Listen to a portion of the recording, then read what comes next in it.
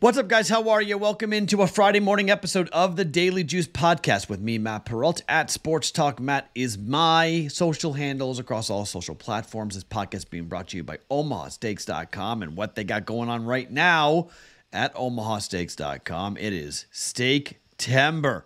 Juice in the search bar, 50% off site-wide, and they're going to give you 2 bone-in New York strips. Hello.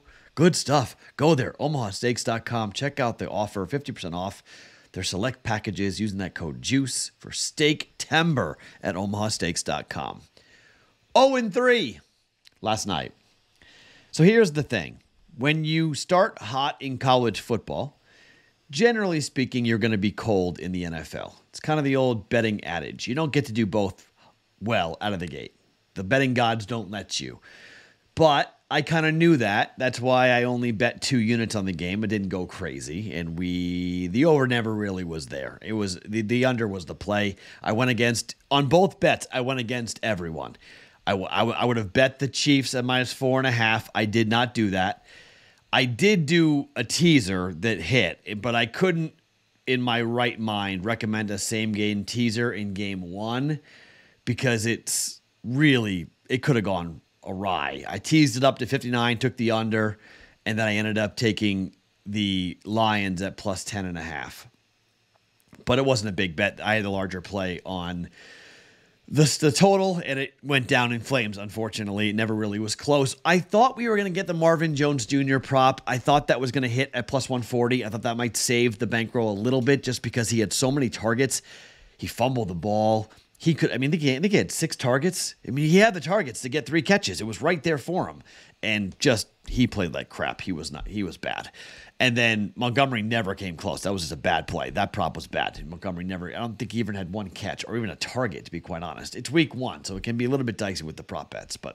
So those were down. We lost a little over a unit there, and we lost 1.1 units on the total. So a little over 2.15 units is what we lost yesterday. So that doesn't kill the week, though. I think what the benefit of building up that little cushion we had is that we're still up for the week, which is good. So we have a bad day. It's not great to have a bad day, but we had done well enough during the week that we were up.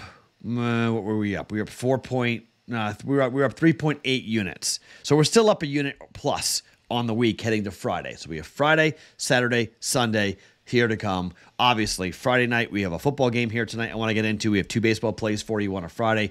Huge card on Saturday. Huge card on Sunday. So I don't want to go too crazy today, so I'm just going to give you 3 bets, and then we'll see what we do on the weekend as we head towards Saturday and Sunday, which obviously will be monster. We already have Alabama and Texas on the board. Remember, if you haven't bet it yet, +7. You might get +7.5. You might get a better number than what I bet a bunch of weeks ago, but we already have Texas +7 against Alabama, sprinkle money line.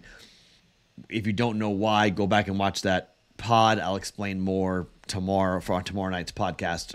On Saturday's podcast, I'll explain more why I like Texas +7. I like 7.5 even more for Texas against Alabama.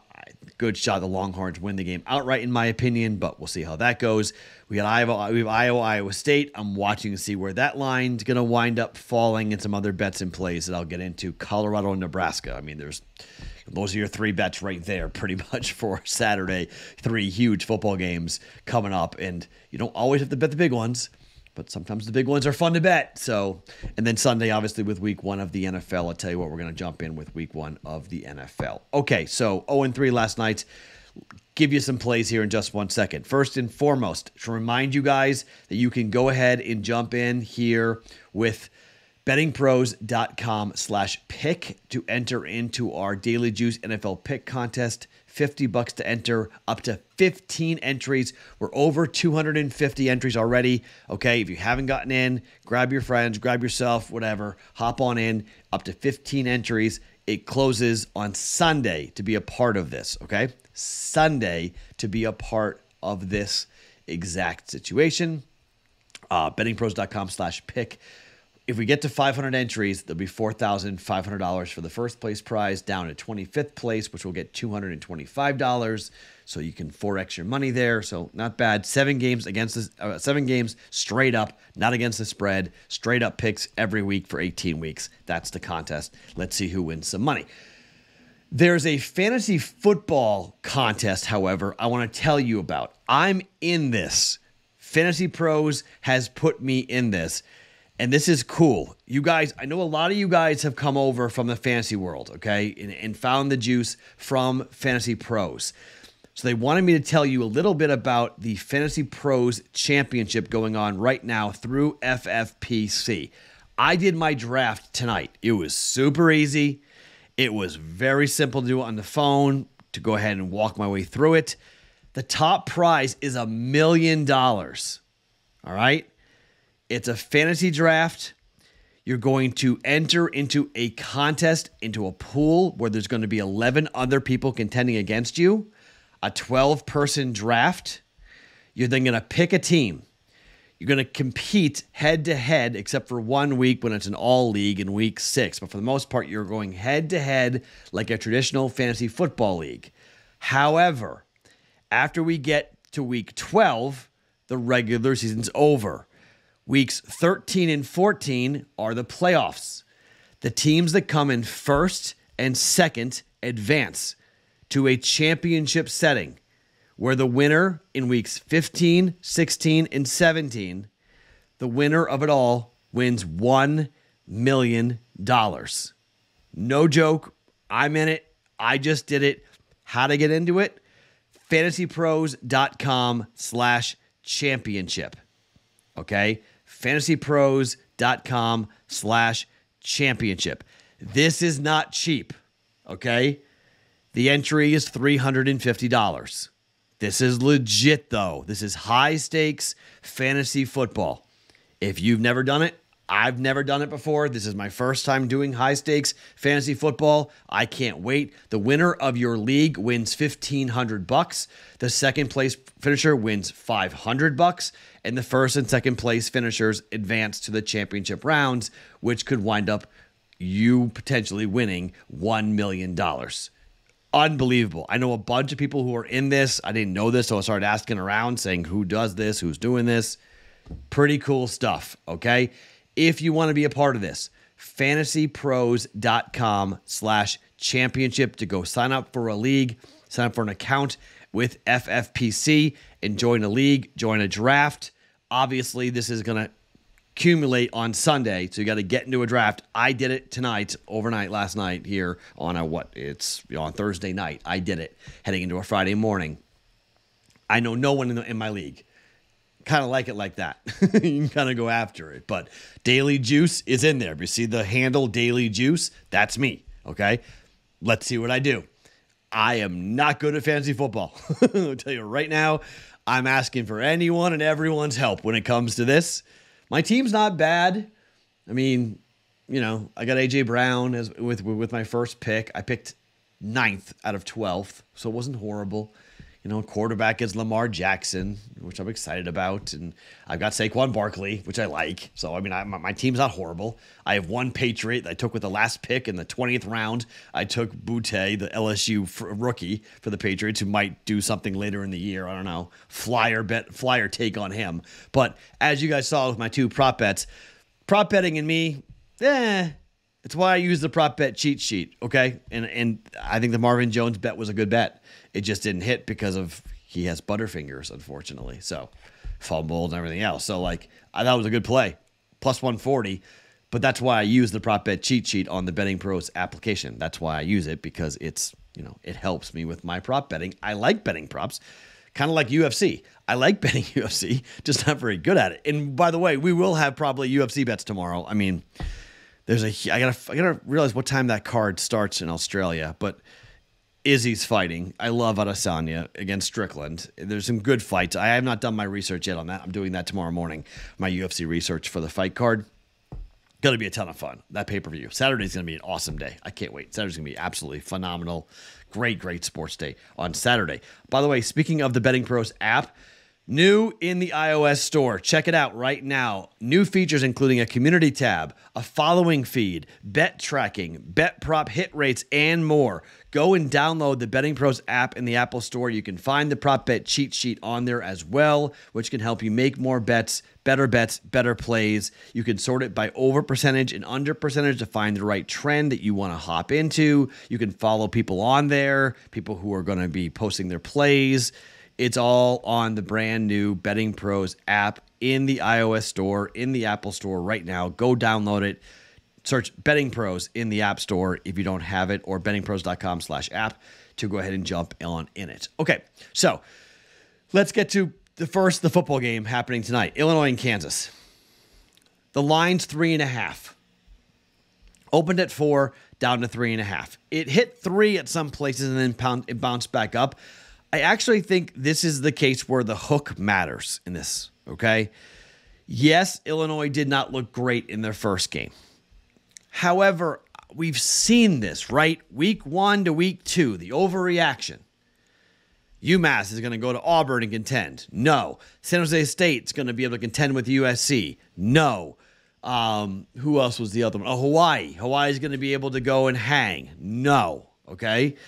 I'm not saying that Illinois and Kansas are like those 3 teams because they're not Power 5 teams. These are 2 Power 5 teams, but I don't know if Brett Bielema's defense is as bad as everyone says. And there's 13 new players who played their first game for Illinois, okay? They don't have Brown at running back, and they've got some question marks with the offense. I'll give you that. But Jalen Daniels is not healthy, okay? And the Bean kid is good. If you want to say, hey, Kansas wins this game because Bean's going to play and Daniels is going to play and their offense is going to put up some points. Okay, that very well might be the case, but Kansas's defense is not good, okay? And I think you'll see the Illini run the football. I think Brett Bielema has some athletes on offense. And the hook, I think this is a 3-point game one way or the other. I think this is a really fun football game in Kansas on ESPN2. And I think we could be in for, 27-24, somewhere in that range. The total has been ticking up. I lean towards the over, but it's 58. It's a little heavy. It's a Friday night crazy game, okay? In-game betting, if you see both teams score touchdowns on their first drive, I wouldn't mind, if it stays at 58 and you're seeing both teams defensively not doing very much and the offense is having a lot of success, I don't mind an in-game bet at all. Go ahead and in-game bet it. It's not horrible, but I think Kansas is going to have a little difficult time at home stopping the Illini. I think they'll run the football effectively. I think they'll move the football effectively, but equally, I think Kansas will have some success moving the football. I think Kansas wins, but I could see Illinois winning. I really could. I can see Brett Bielema going in there and just being more physical and mauling Kansas on a Friday night and winning the game. So I don't know. I think we'll see how healthy Jalen Daniels is. And if he plays the whole game, it could be that type of game for Kansas, okay? He's got a back injury. He was held out for precautionary reasons against Missouri State. That is worrisome, right? That's one hit type of thing where like a guy comes in, he gets hit once, and it's not great. So let's see what Reggie Love does running the football. Let's see what the quarterback does for Illinois. And let's see if that defense from week 1 to week 2 can shore itself up. I'm taking the Illini. Illinois plus 3.5 on the road at Kansas for 1.1 units. The hook matters, all right?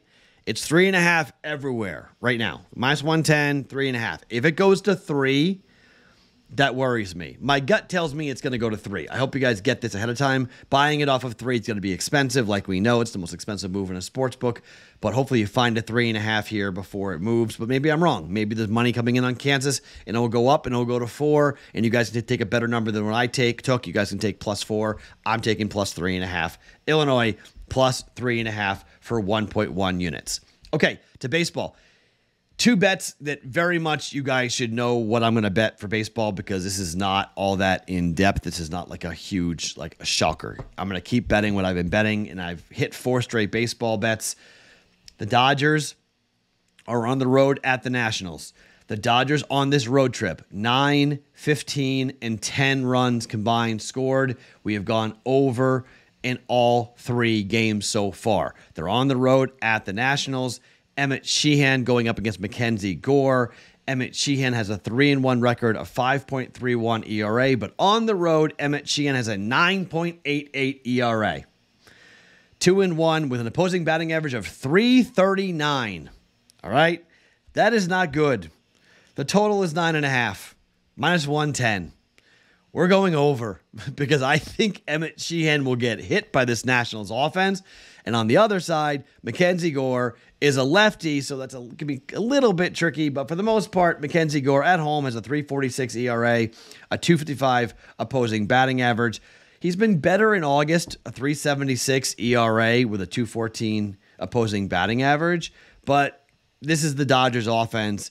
They score a ton of runs all the time. In the last home game, Gore pitched really well against the Red Sox, decent against Milwaukee, but this is a Dodger team that's coming in with bats that are extremely hot. If it's not Mackenzie Gore, it'll be the bullpen the Dodgers get to. I think both teams score. Dodgers scored 10 runs last night against the Marlins. We're going over 9.5. Dodgers at the Nationals, over 9.5 runs at minus 110. And the Rangers are at home, where they are 43-29, and they just got absolutely smacked by the Astros. Now the A's come in, who are 19-50 on the road. Texas leads this series 7-3. Games in Oakland have been different than games in Dallas. 9, 21, 7 so far for the games being played in Dallas. These 3 games will be played in Dallas. Paul Blackburn on the hill for the Oakland A's. Paul Blackburn's 4-4 with a 3.81 ERA, but on the road he's got a 4.1 ERA and an opposing batting average of .321. He's given up 19 earned runs in 41 innings worth of work. He's 2-2 on the road. We know the A's stink. Not a shock. This is exactly what the Rangers need. They got to get themselves righted after getting just their teeth kicked in against the Astros. Jordan Montgomery on the other side, 8-10 with a 3.46 ERA. Montgomery at home this year has a 3.83 ERA, opposing batting average of .269, 8 home runs given up. He's been okay at home. Last time out, gave up 6 earned runs in 3 2/3. 9-7, a loss to the Twins was that final score. He was decent the time before that, but it was a 7-3 win.